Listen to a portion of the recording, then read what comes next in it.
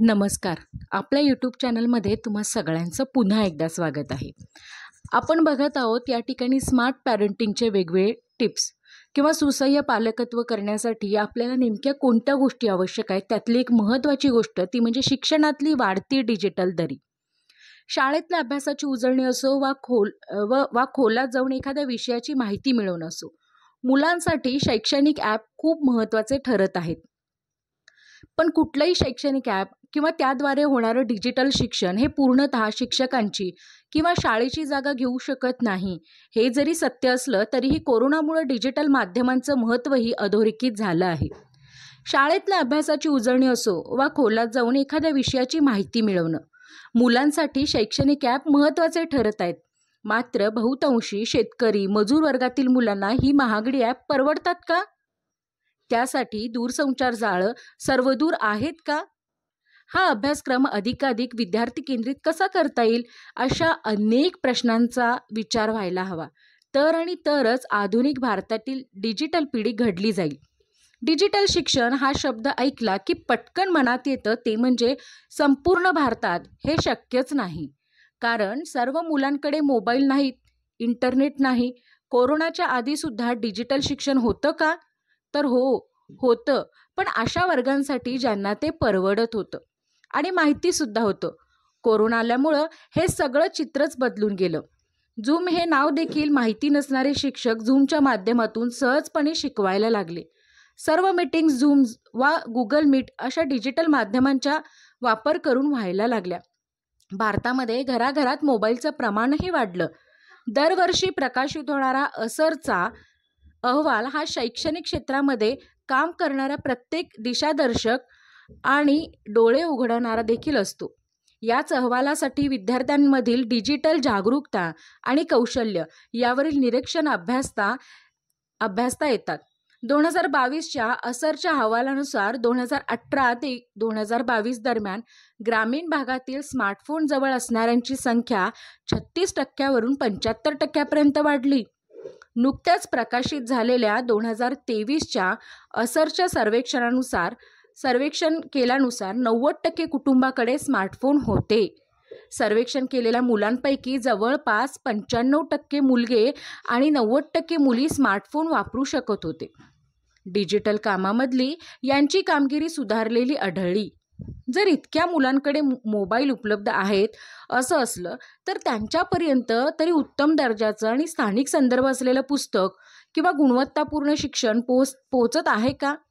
Digital शिक्षणाचं माध्यम या मुलांसाठी उपलब्ध आहेत का? या प्रश्नाचा विचार होणं खूप आवश्यक आहे. मुळात डिजिटल शिक्षण हे कोरोनापुरतं मर्यादित होतं आणि डिजिटल शिक्षण म्हणजे व्हिडिओ बघून आपले झालेले शिक्षण. हे अनेक गैरसमज आपल्याला आजूबाजूला आढळतात. जर वही, पाटी, पेन, पेन्सिल, फळा, पुस्तक, परिसर, मुलांचं भावविश्व, शिक्षक, पालक यांचा संबंध नाकारून त्याला हे डिजिटल शिक्षण फक्त व्हिडिओनी रिप्लेस करत असेल तर त्याला काहीही अर्थ नाही बरं का. बाजारामध्ये उपलब्ध असणारी अनेक ॲप्लिकेशन्स म्हणजे डिजिटल शिक्षणाची माध्यमं शिक्षणाच्या नावाखाली शिक्षक आणि शाळा यांनाच खोडून काढण्याचा व्यापार करत आहेत का? एकीकडे महागडी शैक्षणिक ॲप्लिकेशन्स विकत घेऊन शिकणाऱ्या मुलांकडे AI सारख्या म्हणजे कृत्रिम बुद्धिमत्ता, अत्याधुनिक तंत्रज्ञान असलेलं दर्जेदार शैक्षणिक साहित्य उपलब्ध आहे, तर दुसरीकडे जवळ पैसे नाहीत म्हणून WhatsApp सारख्या मोफत असलेल्या प्लॅटफॉर्मवरून देखील शाळेच्या ग्रुपमधून काढून टाकण्यात आलेली मुलं आहेत. वाढत चाललेली या डिजिटल दरीचं काय करायचं? मग ज्यांच्याकडे पैसे आहेत त्यांनी खुशाल महागडं दर्जेदार आधुनिक साहित्य वापरावं आणि ज्यांच्याकडे पैसे नाहीत त्यांनी आपल्या देशात डिजिटल शिक्षण कसं सुयोग्य नाही असं कारण देऊन गप्प बसावं? नाही ना. भारतात बहुतांशी मुलं हे शेतकरी आणि रोजंदारीवरती काम करणारे मजूर वर्ग या कुटुंबातून येतात. अनेकांकडे तर स्कॉलरशिप सारख्या परीक्षांचा अभ्यास करायला लागणारे 500 रुपयाचं पुस्तक विकत घ्यायलाही पैसे नसतात हो. आपल्याकडे पैसे नाहीत म्हणून आपण एखादं उत्तम दर्जाचं शिक्षण किंवा शैक्षणिक ॲप्लिकेशन घेऊ शकत नाही या भावनेचा न्यूनगंडच या पालक आणि मुलांना काय करावं? कोरोनासारखी परिस्थिती परत आलीच तर गेल्या वेळेसारखं आताही परत त्यांचं शिक्षण बंद होणार का? मोबाईल आहे पण इंटरनेट नाही हाही प्रश्न असतोच. रिचार्ज केला पण साधारणपणे एका दिवसाला 1 ते 1.5 GB डाटा मिळतो. काही ठिकाणी एका गल्लीमध्ये एका मोबाईल किंवा स्मार्टफोन आहे किंवा एका घरात एक आहे, जो रात्री आईवडील मजुरी करून परत आल्यावर मुलांना हाताळायला मिळतो. यूट्यूबवर खूप व्हिडिओ आहेत, पण ते हिंदी किंवा इंग्रजीमध्ये आहेत, मराठीमध्ये नाहीत. या सर्व गोष्टीवर पाहता शिल्लक वाटल्या तरी ग्रामीण भागातल्या लहान मुलांच्या दृष्टिकोनातून त्या फार महत्त्वाच्या आहेत. या सर्व प्रश्नांचं काय आहे या संसाधनामध्ये? या प्रश्नांवरती उत्तर शोधण्याऐवजी डिजिटल शिक्षणासाठी आपल्याकडे कशी पूरक परिस्थितीच नाही आहे. या नावाखाली द्राक्षं मिळाली नाहीत म्हणून ती आंबट असं सांगणारा कोल्हा तरी आपण झालो नाही आहे ना, याचा विचार करायला हवा. जर आपण देश म्हणून महासत्ता होण्याची आणि विकसित देशाच्या यादीत स्थान मिळवण्याची स्वप्न पाहत असू तर आपण तंत्रज्ञानाच्या वापराकडे कानाडोळा करू शकत नाहीच. United Nation of Development Programme जेव्हा मानव विकास निर्देशांक मोजतो तेव्हा देखील आयुर्मान, शिक्षण, दरडोई उत्पन्न या 3 घटकांचा विचार करतोच की. जेव्हा आपण असर किंवा मानव विकास निर्देशांक किंवा इतर वेगवेगळ्या अहवालांचा विचार करतो ना, तेव्हा फक्त शाळेमध्ये जाणारे विद्यार्थी किंवा शालेयबाह्य विद्यार्थी संख्या विचारांबरोबरच शैक्षणिक गुणवत्ता देखील विचार आपल्याला करायला हवा. शैक्षणिक गुणवत्ता सुधारण्यासाठी विद्यार्थी केंद्री आणि विद्यार्थ्यांच्या गरजा लक्षात घेऊन अध्ययन आणि अध्यापन प्रक्रिया असण्याची आवश्यकता आहे. शिकणं ही प्रक्रिया निरंतर आहे. त्याला जागेचं, वेळेचं बंधन नसायला हवंच, नसायला हवं. पण त्याबरोबरच प्रत्येक विद्यार्थ्याची शैक्षणिक समज ही वेगळी असते. सगळ्या विद्यार्थ्यांना एकदा शिकवलं की ते लगेच समजलं असं नाही ना होत. काही विद्यार्थ्यांना संकल्पना स्पष्ट होण्यासाठी 2-3 वेळा किंवा त्यापेक्षा जास्त वेळा त्यांना त्या संकल्पनांचा अभ्यास करावा लागतो. वर्गात न समजल्यावर शिक्षकांना प्रश्न विचारायची आपल्याकडे बहुतांशी पद्धतच नाही. शिवाय शिक्षकांबद्दल वाटणारी भीती वेगळीच. काही विद्यार्थी हे ते शिकत असलेल्या इयत्तांपेक्षा मागे असतात. शिवाय वाचन, लेखन यांचे प्रश्नसुद्धा गंभीर आहेतच की. हे झालं विद्यार्थ्यांच्या बाबतीत. तर शिक्षकांच्या बाबतीत एक शिक्षक, अनेक वर्ग, एका वर्गात बहुभाषक विद्यार्थी, अनेक अशैक्षणिक कामांमुळे वर्गात शिकवायला मिळणारा अपुरा वेळ, मुलांना समजलं नाही तरी अभ्यासक्रम पूर्ण करण्याचा ताण आणि मिळणारं अपुरं प्रशिक्षण, शिकवण्याच्या पारंपरिक पद्धती या आणि असंख्य गोष्टींमुळे शैक्षणिक हेळसांडसुद्धा होताना आपल्याला दिसते. अशा अनेक प्रश्नांवरती डिजिटल शिक्षणाचा उपयोग उत्तम प्रकारे काम करू शकतो. कुठलं शैक्षणिक ॲप किंवा याद्वारे होणारं डिजिटल शिक्षण हे पूर्णतः शिक्षकाची किंवा शाळेची जागा घेऊनच होऊ शकत नाहीये.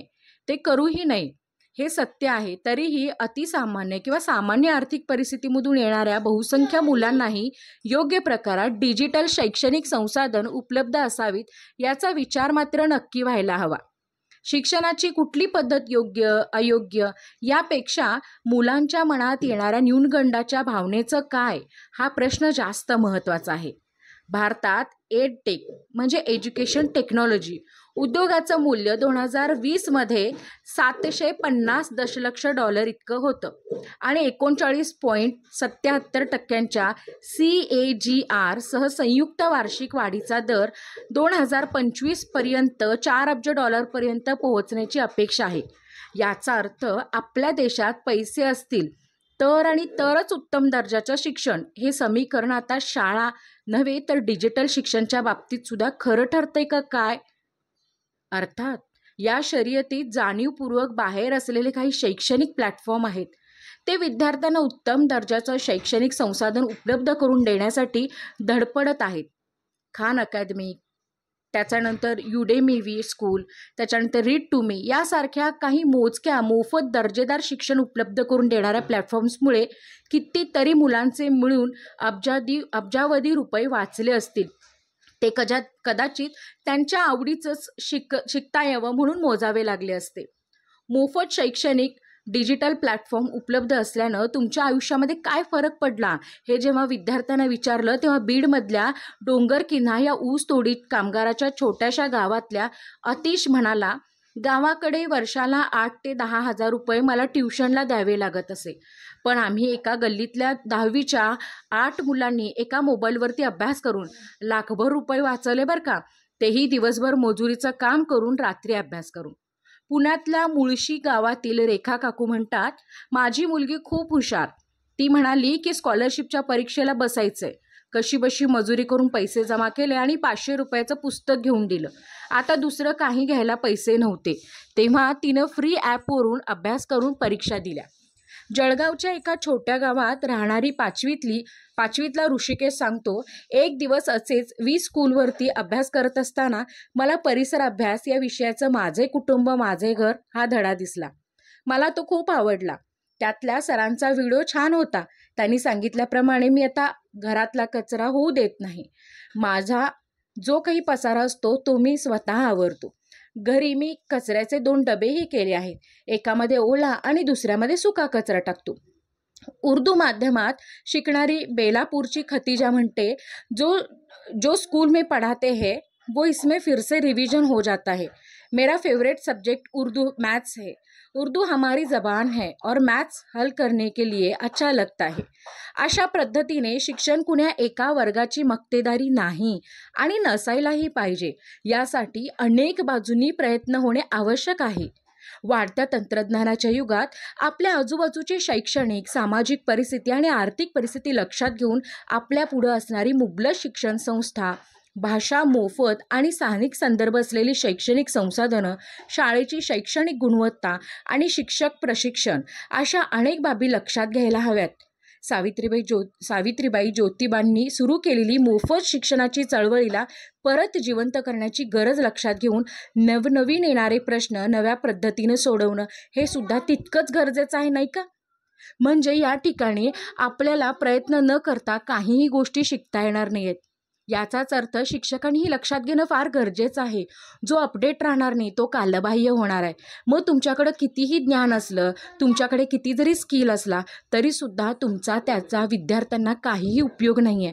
त्यामुळं माझं शिक्षक बंधू भगिनींनाही एक नम्र विनंती आहे की त्यांनीही या डिजिटल प्लॅटफॉर्मवरती यायला हरकत नाही आणि त्यांनीसुद्धा याचा उपयोग करून स्वतःच्या विद्यार्थ्यांनाही घडवण्याचा उत्तमोत्तम प्रयत्न करावा. मला वाटतं तुम्हाला हा व्हिडिओ समजला असेल. धन्यवाद.